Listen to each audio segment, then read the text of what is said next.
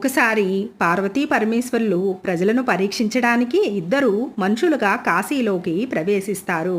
పరమేశ్వరుడు చనిపోయినట్లుగా పడుకొని ఉంటే పార్వతీదేవి ఆయన ప్రక్కనే కూర్చొని ఏడుస్తూ ఇలా అడుగుతూ ఉంటుంది అక్కడ ఉన్నవారిని, మీలో ఎవరికైనా పాపాలు లేవని నమ్మకం ఉంటే అలా పాపాలు చేయని వారు చనిపోయిన నా భర్త శరీరాన్ని తాకండి, ఆయన తిరిగి బ్రతుకుతాడు.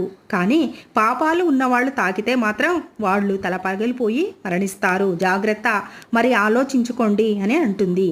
ఎవరు పాపాలు చేయలేదో వారే తాకండి అని ప్రతి ఒక్కరిని అడుగుతూనే ఉంటుంది. కానీ ఎంతోమంది వస్తుంటారు, గంగలో స్నానం చేసి వెళుతుంటారు. ఆమె చెప్పేది వింటున్నారు, కానీ ఏ ఒక్కరూ కూడా ముందుకు రావడం లేదు, శవాన్ని పట్టుకోవడం లేదు. చివరికి ఒక వేశ్య గంగానది స్నానం చేసి వచ్చి శవాన్ని పట్టుకుంటుంది.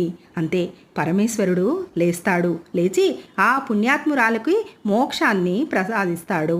తర్వాత పార్వతీదేవి వైపు తిరిగి ఇలా అంటాడు, చూసావా, మోక్షం అంత తేలిగ్గా వస్తుందనుకుంటున్నావా?